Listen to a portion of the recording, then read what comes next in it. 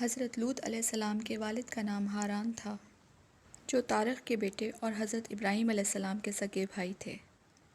یعنی حضرت لوط علیہ السلام حضرت ابراہیم علیہ السلام کے بھتیجے تھے۔ آپ علیہ السلام حضرت ابراہیم علیہ السلام پر سب سے پہلے ایمان لانے والوں میں شامل ہیں۔ آپ حضرت ابراہیم علیہ السلام کے زمانے میں اہل سدوم کی رہنمائی کے لیے نبوت کے منصب پر فائز ہوئے۔ سدوم کے آس پاس 5 نہایت خوبصورت شہر آباد تھے۔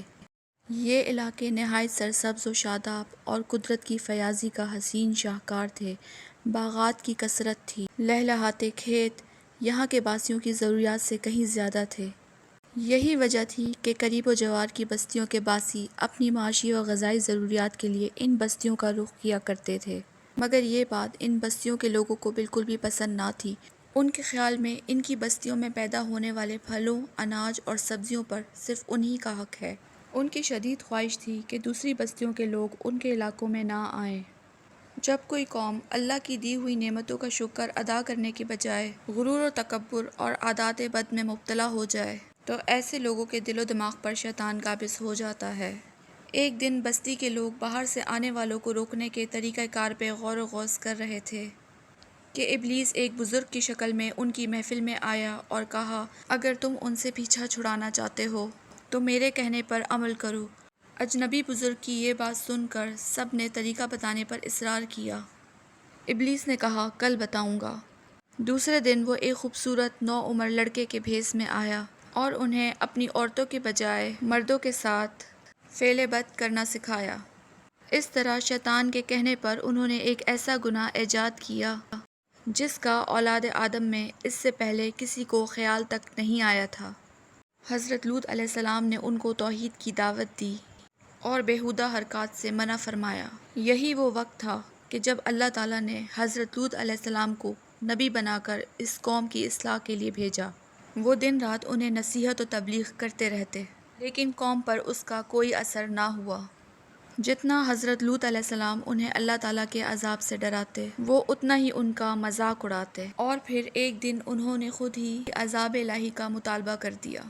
حضرت لوط علیہ السلام نے نہایت بے بسی کے عالم میں اللہ کے سامنے ہاتھ پھیلا دیے اور دعا کی کہ ان مفسد لوگوں کے مقابلے میں میری نصرت فرما۔ اللہ تعالیٰ نے اپنے نبی کی دعا قبول فرمائی اور اپنے خاص فرشتوں کو دنیا کی طرف روانہ کر دیا۔ یہ فرشتے پہلے حضرت ابراہیم علیہ السلام کے پاس انسانی شکل میں تشریف لائے اور ان کو حضرت اسحاق کی پیدائش کی خوشخبری سنائی اور ان کو بتایا کہ ہم فرشتے ہیں اور فلاں بستی پر عذاب لانے کے لیے بھیجے گئے ہیں۔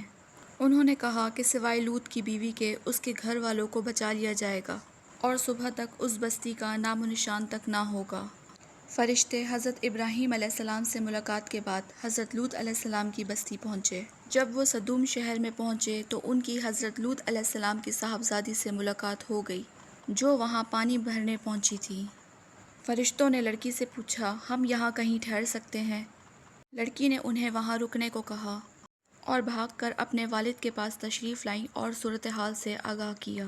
یہ فرشتے حضرت جبرائیل، حضرت میکائیل اور حضرت اسرافیل علیہ السلام تھے۔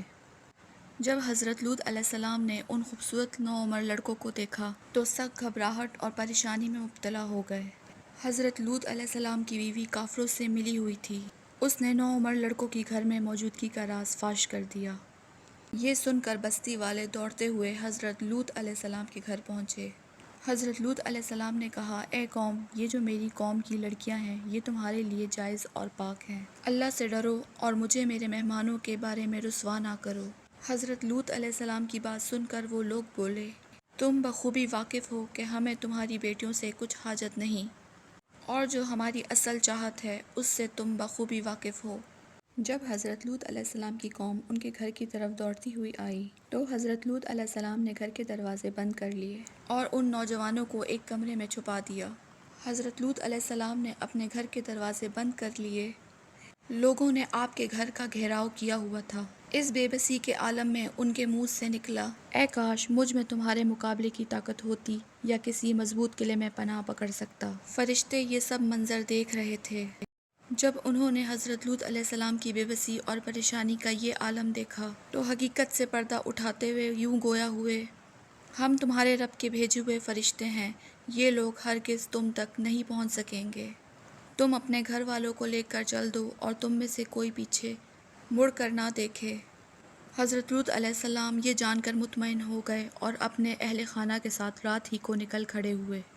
ان کی بیوی بھی ان کے ساتھ تھی، لیکن کچھ دور جا کر وہ واپس اپنی قوم کی طرف پلٹ گئی اور قوم کے ساتھ جہنم رسید ہو گئی۔ قوم حضرت لوط علیہ السلام کے گھر کا دروازہ توڑنے پر بضد تھی، چنانچہ حضرت جبرائیل علیہ السلام نے گھر سے باہر نکل کر اپنے پر کا ایک کونا انہیں مارا، جس سے ان سب کے آنکھوں کے ڈھیلے باہر نکل آئے اور بصارت زائل ہو گئی۔ ابھی صبح کا آغاز ہی ہوا تھا کہ اللہ تعالیٰ کے حکم سے حضرت جبرائیل علیہ السلام نے بستی کو اپنے پر سے اکھیڑا اور پھر اپنے بازو پر رکھ کر آسمان پر چڑھ گئے، حتیٰ کہ آسمان والوں نے بستی کے کتوں کے بھونکنے اور مرغوں کے بولنے کی آوازیں سنی۔ پھر اس بستی کو زمین پر دے مارا، جس کے بعد ان پر پتھروں کی بارش ہوئی۔ جب یہ پتھر ان کو لگتے تو سر پاش پاش ہو جاتے۔ صبح سویرے شروع ہونے والا یہ عذاب اشراق تک پوری بستی کو نیست و نابود کر چکا تھا۔ اگر کوئی شخص بستی سے باہر تھا تو اسے وہ پتھر اسی جگہ جا لگا جہاں وہ تھا۔ حضرت لوط علیہ السلام کی ان خوبصورت بستیوں کو اللہ تعالیٰ نے ایک انتہائی بدبودار جھیل میں تبدیل کر دیا، جس کے پانی سے رہتی دنیا تک کوئی فائدہ نہیں اٹھایا جا سکتا۔ سمندر کے اس خاص حصے میں کوئی جاندار، مچھلی، مینڈک وغیرہ زندہ نہیں رہ سکتا، اسی لیے اسے بحیرہ مردار کہا جاتا ہے۔ اس کے مغرب میں اسرائیل اور مشرق میں اردن واقع ہے۔ قوم لوط کو اللہ تعالیٰ نے نیست و نابود فرما کر رہتی دنیا کے لیے عبرت کا نشان اور عقل و شعور رکھنے والوں کے لیے نصیحت بنا دیا۔